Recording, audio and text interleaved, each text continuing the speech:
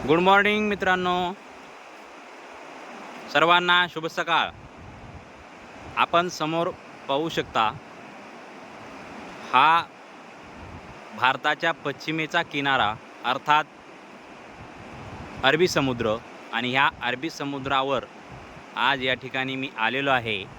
त्याचं कारण असं आहे की आज 21 जून आहे आणि जून महिना संपत आला तरीसुद्धा अजून पावसाचा एक थेंबसुद्धा पडला नाही.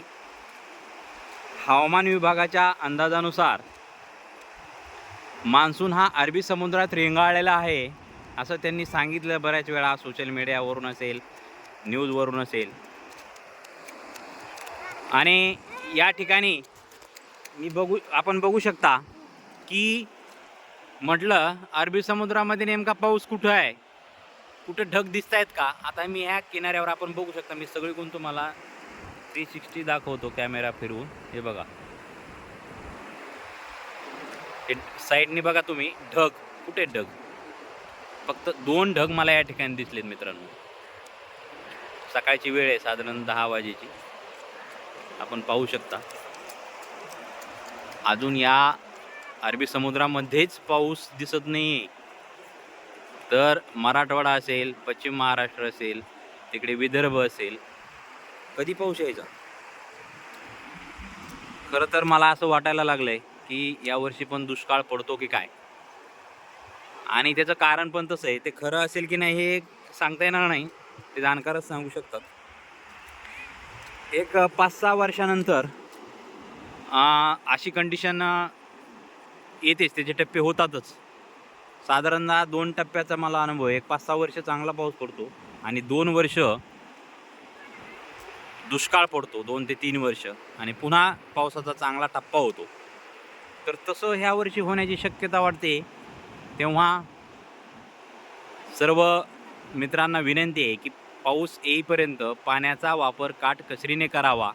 खरं तर ह्या हानीला, ह्या अशा वातावरणाला मला तर असं वाटतं की माणूसच जबाबदार आहे. कारण निसर्गातला फक्त मानवच असा एक घटक आहे की तो याच्यावरती, निसर्गावरती अन्याय करतो. बाकीचा कोणताही प्राणी पक्षी असेल निसर्गाला अन्याय करत नाही. आता आपण बघू शकता अल निनोचा प्रभाव आहे असं म्हटलं जातं.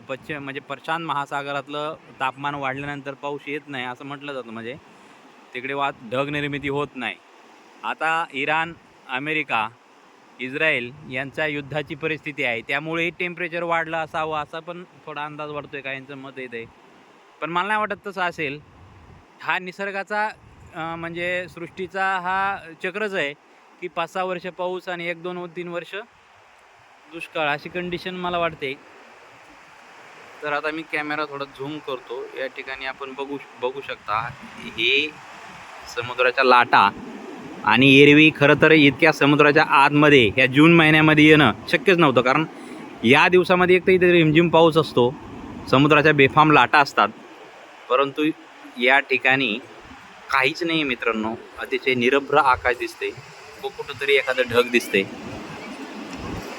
इथंच जर पाऊस निर्मिती झाली नाही तर आपल्या मराठवाड्याच्या भागात असेल, तिकडे पश्चिम महाराष्ट्रात कधी पाऊस यायचा. मला वाटतं अजून 8-10 दिवस तरी या ठिकाणी पाऊसला लागतील. आणि जून महिन्यामध्ये म्हणजे पावसानं मारलेली दडी ही जुलै महिन्यामध्ये भरून निघेल अशी मला खात्री वाटते. तर पाहू, लवकर पावसानं यावं, सर्व सृष्टीला हिरवगार करावं, शेतकऱ्याच्या जीवनामध्ये आनंद आणावा अशी ईश्वरचरणी मी प्रार्थना करतो. आणि या ठिकाणी थांबतो. सर्व मित्रांना पुनच एकदा ह्या लाटांचं दर्शन. हे बघा, ही लाट, जशी लाट ही समुद्राकडून किनाऱ्याकडे जात आहे, तसा पाऊस पण आपल्या मराठवाड्याकडे इथून यावा ही एवढी अपेक्षा व्यक्त करतो. हे बघा, एक ढग दिसते मोठं, गणपती बाप्पासारखं दिसते. ठीक नाही, गणपती बाप्पाला पण आपण विनंती करूया की लवकर पाऊस घेऊन ये. तू येईपर्यंत वाट नको पाहायला लावू, लवकरच पावसाला पुढं पाठव आणि तू मागून ये, एवढी विनंती. आणि या ठिकाणी थांबतो. धन्यवाद.